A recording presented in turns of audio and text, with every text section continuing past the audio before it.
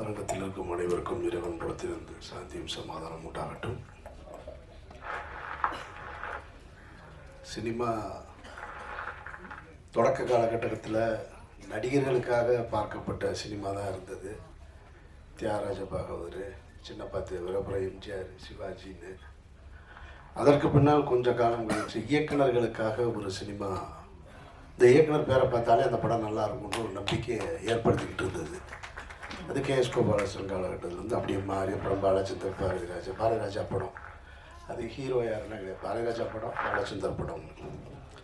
இந்த காலகட்டத்தில் தயாரிப்பு நிறுவனங்களும் சில முக்கியமான ஒரு பங்களிப்பு செஞ்சது. அது வந்து சத்யஜோதி படம் நல்லாயிருக்கும். சத்யா மூவிஸ் வேறையாக இருக்கும், சத்யஜோதி. இப்போ ஏவிஎம்னா அது ஒரு கமர்ஷியல் சினிமாவாக இருக்கும், அந்த பிராண்டு வேறு. ஆனால் நல்ல படங்கள் வந்து சத்யஜோதி இருக்கும், சூப்பர் குட் படம் அப்படின்னு. அது மாதிரி ஆஸ்கார் மூவிஸ்னு ஒரு கம்பெனி இருந்தது, எம் பாஸ்கர்னு ஒரு டைரக்டர். அவர் படங்கள் தீர்ப்புகள் திருத்தப்படலாம், தண்டிக்கப்பட்ட நியாயங்கள், பௌர்ணமி அலைகள், சூளம், இதெல்லாம் பண்ணியிருந்தார் அவர். அவர் வந்து ரஜினி சார் வச்சு பைரவி படம் கூட டைரக்ட் பண்ணார். அந்த கம்பெனியோட பேர் பார்த்த உடனே படம் நல்லா இருக்குன்னு தோணும். அதற்கு பின்னால் இப்போது அந்த இடத்த நீலம் ப்ரொடக்ஷன்ஸ் கொடுத்துருக்கு. முதல்ல வந்து நீலம் ப்ரொடக்ஷன்ஸுக்கு பேர் வைக்கும் பொழுது சரி, எல்லாரும் அவங்கவுங்க சினிமாவுக்குள்ளே வந்து தான் பிறந்த இடம், பிறந்த சமூகத்தை தூக்கி பிடிக்கிறதுக்காக வந்திருக்கிறாங்க. அந்த அடிப்படையில் ரஞ்சித்தும் நீளம்னு தூக்கி வச்சிட்டாரு, அப்படி தான் தோணுற இயக்கம் தானே. ஆனால் நீலம் ப்ரொடக்ஷன்ஸில் ஒவ்வொரு படைப்புகளையும் பார்க்கும் பொழுது ரஞ்சித் வந்து இந்த தலைமுறைக்கு அடுத்து வேற ஒன்று கற்றுக் கொடுக்கணும்னு விரும்புகிறாருன்றது. அவர் நினச்சிருந்தா வெறும் பெயரை ரஞ்சித் ப்ரொடக்ஷன்ஸ் கூட வச்சுருக்கான். ஆனால் நீலம்னு வச்சுட்டு அதில் இருக்கிற படைப்புகளை வரிசையாக பார்க்கும் பொழுது நீலம் ப்ரொடக்ஷன்ஸில் வர்ற எந்த படமும் சோட போகாத படமாக இருக்குது, ஒரு மரியாதைக்குரிய படமாக. அந்த வகையில் தான் இந்த பாட்டில் பிராத அமைஞ்சிருக்கிறத நான் பார்க்குறேன். ரஞ்சித்துக்கு என்னுடைய வாழ்த்துக்கள். இதே நீலம் ப்ரொடக்ஷன்ஸ் நான் சாகிற வரைக்கும் இந்த பெருமையோடு இருக்கணும் அப்படின்றது என்னுடைய ஆசை. ஏன்னா இடையில எல்லாம் செய்வாங்கன்னா இந்த மாதிரி பேனர்ஸ்லாம் வந்து கடைசி காலகட்டத்தில் ஒரு சிக்கல் வரும்போது கண்ட கருமத்தை எடுத்துருவாங்க, கொஞ்சம் மாறிடுவாங்க. அப்படி ஒரு சூழலுக்கு போயிடக்கூடாது. இந்த குடியை பற்றிய படம் அப்படின்னோடனே நமக்கு முதல்ல எனக்கு நினைவுக்கு வர்றது, எம்ஜிஆர் சிஎம்மாக இருக்கும்போது ஒரு படம் எடுத்தார். தேங்காய் சீனிவாசன் அவர்கள் ஹீரோவாக நடித்து நான் குடித்து கொண்டே இருப்பேன் அப்படின்னு ஒரு படம். அது ஒரு பிரச்சார படம் மாதிரி பண்ணியிருந்தாங்க. ஆனால் அந்த படம் வந்து குடியின் தாக்கத்தை சொல்லிச்சா நமக்கு அப்படின்னு கேட்டால் அந்த படம் சொல்லலை.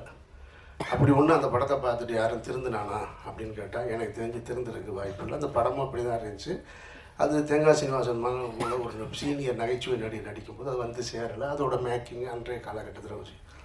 அதுக்கு பின்னாடி நான் வந்து குடியை பற்றி ரொம்ப சிலாகிச்சு பார்த்த படம் 2016 ஸ்பிரிட்டுன்னு ஒரு மலையாள படம், மோகன்லால் சார் நடிச்சது. அந்த படம் பார்த்துட்டு கருப்புள்ளியப்பன் தான் அந்த படம் பார்த்துட்டு ரொம்ப நல்லா இருக்கு பாருங்கன்னாரு. எனக்கு படம் பார்த்த உடனே இந்த படம் ரொம்ப பிடிச்சி போய் அந்த படத்தோட ரைட்ஸ் வாங்கிட்டேன். நான் போய் அந்த ரைட்ஸை வாங்கிட்டு ரீமேக் படம் பண்ணுற ஐடியாவே கிடையாது லைஃப்பில்.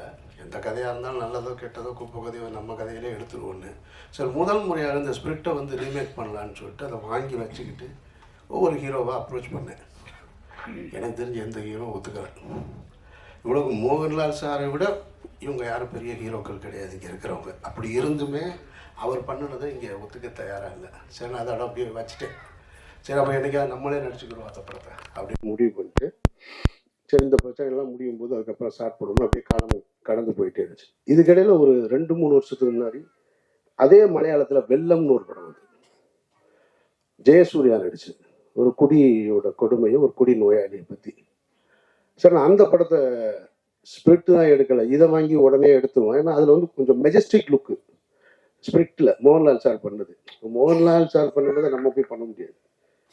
ஒரு பெரிய ஒரு ஸ்டைலாக இருக்கிற ஒரு எஜுகேட்டட் போல இருக்கிற ஒருத்தவங்க இருந்தால் தான் சரியாக இருக்கும். ஒரு பெரிய சிந்தனையாளன் குடி நோயாளியா எப்படி இருக்கான், அவன் தன்னை குடி நோயாளின்னு ஒத்துக்கிறானா இல்லையான்றது தான் அந்த படத்தோட கதை. இது கரெக்டாக இருந்துச்சு. வெள்ளம் ஜெயசூர்யானோடனே சரி நம்மளும் தாடி கட்டி வச்சிருக்காருன்னா அந்த படத்தை வாங்கலான்னு போய் கேட்கும்போது, நான் போய் கேட்கும்போது வெள்ளத்துக்கு ஒரு காம்படிஷன் இருந்துச்சு, வேற ஒருத்தர் யாரோ வாங்க போகிறாரு. ஏன்னா எனக்கு வந்து குடி வந்து ரொம்ப அது தெரிஞ்ச விஷயம். கொஞ்சம் அப்படின்னு தப்பிட்டேன், இல்லைன்னா நானும் ஒரு பாட்டில் ராதா தான், அங்கேருந்து வந்தவன் தான் நான். அதனால அந்த படத்தை எடுக்க முடியல. அப்புறம் நானும் என்னோட அசிஸ்டன்ட் உட்காந்து இது ரெண்டுமே இல்லாம வேற ஒண்ணு புதுசா பண்ணலாம்னு சொல்லிட்டு ஒரு கதை பண்ணணும். அது காரணம் என்னன்னா, என்னோட ஃபேமிலியில ஒருத்தர் இருக்கான் இந்த மாதிரி. என்னோட க்ளோஸ் ஃப்ரெண்டு ஒருத்தர் செந்தில்னு ஒரு நண்பன், இன்ஜினியரிங் காலேஜ் ஸ்டூடெண்ட்டு, ஸ்டேட்லேயே 6th வந்தவன். ஸ்டேட்லேயே 6th. அவன் நாசமாக போனது குடியில தான். அதுலேருந்து மீளவே இல்லை. இது மாதிரி என்னோட பழகிய பல பேர் வந்து மீள முடியாத குடியின் அடிமையில இருக்காங்க. என் காலேஜ் ஃப்ரெண்ட்ஸாக இருக்கட்டும், என்னோட ஃபேமிலியில் ஒருத்தர் இருக்கான். அப்போ மதுரையில் நரிமேட்டில் ஒரு இதே மாதிரி டி அடிஷன் சென்டர் இருக்குது. அதை நடத்துகிறவனும் என் ஃப்ரெண்டு தான். அவன் முன்னாள் ட்ரக் அடிக்ட்டு, அவன் தான் நடத்துகிறாங்க. அந்த இடத்துக்கு தெரியும். அங்கே வந்து என்னோட அந்த ரிலேட்டிவை கொண்டு போய் நான் சேர்த்துருக்கேன், அங்கே பார்த்துருக்கேன். அவன் சொல்கிறான் அவன் எப்படி இதை ஸ்டார்ட் பண்ண. எனக்கு முதல்ல தெரியாது. நான் கொண்டு போய் சேர்க்கும்போது அவன் வந்து அமீரோட ரிலேட்டிவ்னு கொண்டு போய் சேர்த்துட்டோம். அவன் சொல்கிறான் என்னை தெரியல அவனுக்கு அப்படின்னா. தெரிலன்னா அவன் சொல்கிறான் ஒன்றா தான் நம்மளாம் குடிச்சிக்கிட்டு இருந்தோன்னு ஆரம்பித்தான். இந்த கதையை பூரா சொல்கிறான். என்னடா அண்ணே ரொம்ப மோசமாக போயிட்டேன். அதுக்கப்புறம் தான் இதை ஆரம்பித்தேன். அப்புறம் அதுக்கு இங்கே சைதாப்பேட்டையில் அதே மாதிரி ஒரு டி அடிஷன் சென்டர், அங்கேயும் நான் போயிருக்கேன் நான். அப்போ இதை வச்சு ஒரு கதை எழுதணும். எழுதி வச்சாச்சு, பிகினிங் டு எண்டு. நானும் என்னோட அசோசியேட் எழிலும் சேர்ந்து. அன்னைக்கு ரஞ்சித் கூப்பிட்டு இந்த படம் காமிக்கிறார், பார்த்து முடிச்ச உடனே தெரிஞ்சு அதை எடுக்க முடியாது அப்படின்னு. ஏன்னா அவ்வளவு சிறப்பாக எடுத்து முடிச்சிட்டாங்க பாட்டில் ராதான். இனி போய் நம்ம அதை எடுத்தோம்னா வேற தான் எடுக்கணும். இனி போய் அதை எடுத்தோம்னா நான் வந்து தினகரனை பார்த்து எடுத்ததாக தான் இருக்கும் அந்த படம். அப்படி அமைஞ்சிருக்கு அந்த படம். எப்படி வந்து பாக்ஸிங்கில் வந்து இன்னொரு படம் எடுக்கலாமா அப்படின்னா சப்பேட்டை தான் ஞாபகத்துக்கு வரும். ஒரு மென்டல் அசைலம் இனிமேல் திருப்பி எடுக்கணும்னா சேது தான் ஞாபகத்துக்கு வரும். ஒரு தமிழ் தேசியவாதி ஒரு தீவிரவாதியை காட்டுக்குள்ளே கூப்பிட்டு போகணும்னா அது விடுதலை தான் ஞாபகத்துக்கு வரும். ஒருத்தர் ஓடி போய் சற்றை இனிமேல் இறக்குனான்னா ரன்னு தான் ஞாபகத்துக்கு வரும். அதுபோல் டி எடிசன் சென்டர்னு தமிழ் சினிமா இன்னொரு படம் வந்துச்சுன்னா அது இந்த படத்தை தான் ஞாபகம். அப்படி ஒரு படம் மிகச்சிறப்பாக, அதாவது ஒரு ஃபர்ஸ்ட் ஹாஃபை வந்து இவ்வளவு அழகாக என்கேஜ் பண்ண முடியுமா? ஏன் இங்கே சொன்னவங்க ஏன் சரியாக சொல்லலைன்னு தெரில. இது ஒன்றும் பிரச்சார படம்லாம் கிடையாது. இது பிரச்சாரம்ன்ற வார்த்தை நீங்கள் யூஸ் பண்ண வேண்டியதே இல்லை. Complete entertainment. மாறன்லாம் பின்னிருக்காரு ஃபர்ஸ்ட் ஹாஃப்ல, எக்ஸ்ட்ரானரியா. போகிற போக்கில் அதுவும் ஓபியில் டைலாக் டப்பிங்கில் போட்டிருக்காரு பாருங்க. அங்கங்கே நீங்கள் எங்கே உட்காந்துருந்தாலும் இதை நான் என்ன சொல்றேன்னா, நான் மிகைப்படுத்தி சொல்லலை. சமீபத்தில் அந்த படத்தை குட்லெட்டில் பார்க்கும்போது மொத்த தேட்டர்லையும் ஒரு ஆள் சிரிச்சுக்கிட்டே இருக்கான். படம் போட்டதுல இருந்து வெற்றிமாறன் வேற யாரும் இல்லை. சிரிக்கிறதுனா எப்படி இந்த லெவல்லாம் இல்லை. அவர் இப்படி தட்டுறாரு அப்படி தட்டுறாரு எந்திரிக்கிறாரு. என்னங்க பிடிச்சி நான்லாம் சிரிப்புன்னு பேப்பர்ல எழுதியிருந்தாலே சிரிப்பே, இது என்னங்க இவ்வளவு அப்படின்றாரு. நானும் சிரிச்சேன், ஆனா இப்படிலாம் சிரிக்கல. எல்லாரும் பாக்குறாங்க, ஒரு நக்கல் அடிக்கிறாங்க. உண்மையிலே அவ்வளவு சிறப்பாக இருந்துச்சு ஃபர்ஸ்ட் ஹாஃப். அந்த ஃபர்ஸ்ட் ஹாஃபோட இன்ட்ரோல் பிளாக் ஒன்று இருக்கு. அந்த இன்ட்ரோல் பிளாக் வந்து இப்படி இந்த ஒரு படத்தை இன்ட்ரோல் பிளாக் வைக்க முடியுமா அப்படின்ற ஒரு இடத்த வந்து அந்த டைரக்டர் அந்த பையன் தான் நினைக்கிறேன். அவன்தானே? அவனை நல்லா பார்த்து வச்சுங்க. நான் விளையாட்டுக்கு சொல்லலை. அவன் இன்ட்ரோல் பிளாக்ல ஒரு வேலை பார்க்குறான், மொத்த பேரையும் பயமுறுத்திட்டான். அவ்வளவு சிறப்பாக போகும். சரி, இப்படி ஒரு ஃபர்ஸ்ட் ஹாஃப் வச்சுட்டு செகண்ட் ஹாஃப் என்ன இருக்கும் அப்படின்னு போனா டெட் கான்ட்ராஸ்டா ஒரு எமோஷன் படம் ஃபுல்லா. நமக்கு ஒரு டவுட் வந்துச்சு, இப்படி ஒரு ஸ்கிரீன் பிளே எப்படி எழுத முடியும்? கம்ப்ளீட் என்டர்டெயின்மெண்டா இருக்கு. படத்தோட பிகினிங்ல இருந்து இன்ட்ரோல் வரைக்கும் ஒரு இடம் கூட உங்களை வந்து சும்மா இருக்கக்கூடாது. ஜான் விஜய் எல்லாம் வந்து அப்படி பிரமாதப்படுத்திட்டாரு. பிரமாதமா அந்த கேரக்டரு. இன்னும் இந்த ட்ரெய்லர்ல ஒரு ஷாட் வந்துச்சு இல்லையா, அதான் அவரோட இன்ட்ரோடக்ஷன் ஷாட்டு. அவ்வளவு அழகா, அவ்வளவு மெச்சூர்டா. நான் சொன்னேன் இல்லையா மதுரையில் என்னோட ஃப்ரெண்டுன்னு, அவன் கேரக்டர் தான் ஜான் விஜய் பண்ணியிருக்காரு. இந்த செகண்ட் ஹாஃப் என்னடான்னா அது வேற ஒரு ஏரியால இருக்கு, கம்ப்ளீட் எமோஷன்ல இருக்கு. இப்போ லிங்கு சொன்னார் இல்லையா, அவன் வந்து அவன் போயிடக்கூடாதுன்னு. அந்த காட்சி இன்னொரு இடம். அதாவது புருஷன் எனக்கு காசு கொடுத்து அனுப்பிச்சிட்டு அந்த சஞ்சனா உட்காந்து சமைச்சுக்கிட்டு இருக்கிற ஒரு சீன் இருக்கு. அந்த சமைப்பாங்க, அந்த மீன் பொரிச்சிட்டு வச்சுட்டு பிள்ளைகளோட வந்துருவான் அப்படின்னு. இந்த வரலேன்ட்டு போனவன் கூட 2 குடியானோட இந்த சைக்கிள்ல போவான் பாருங்க. அப்படியே போயிட்டு நான் வந்துடுறேன்னு அதெல்லாம் நான் பார்த்துருக்கேன், நான் பார்த்துருக்கேன், வாழ்ந்திருக்கேன், எல்லாமே தெரியும். இந்த கேரக்டர் வந்து இப்போ குரு சோமசுந்தரத்தை தவிர தமிழ் சினிமாவில் இந்த கேரக்டர் நடிக்கிறதுக்கு நடிகனே இல்லை. நான் யாரையும் குறைத்து மதிப்பிட்டு சொல்லலை, நீங்க படம் பார்த்துட்டு நீங்க முடிவுன்னு சொல்லுங்க.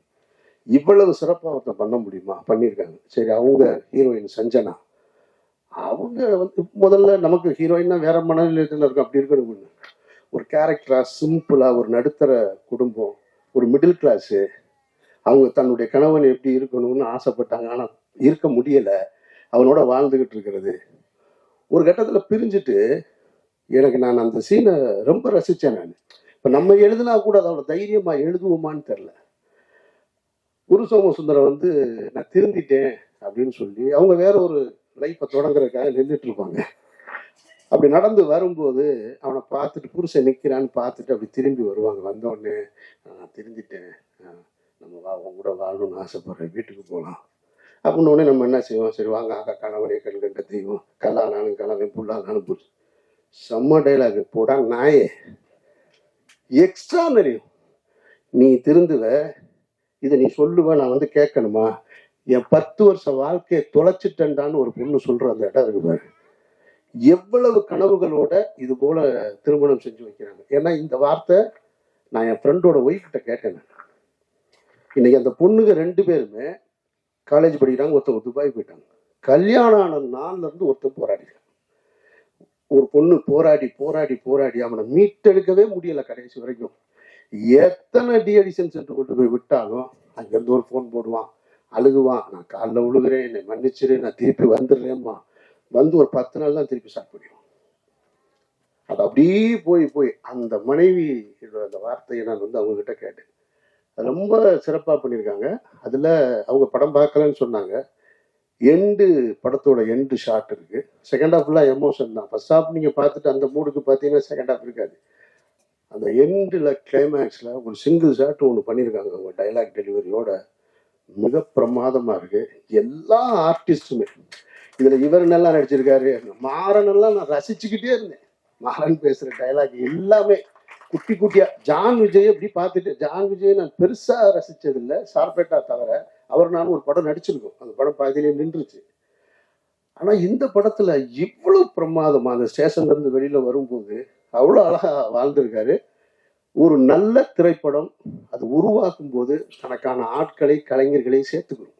அதில் வந்து மாற்று கருத்தே இல்லை.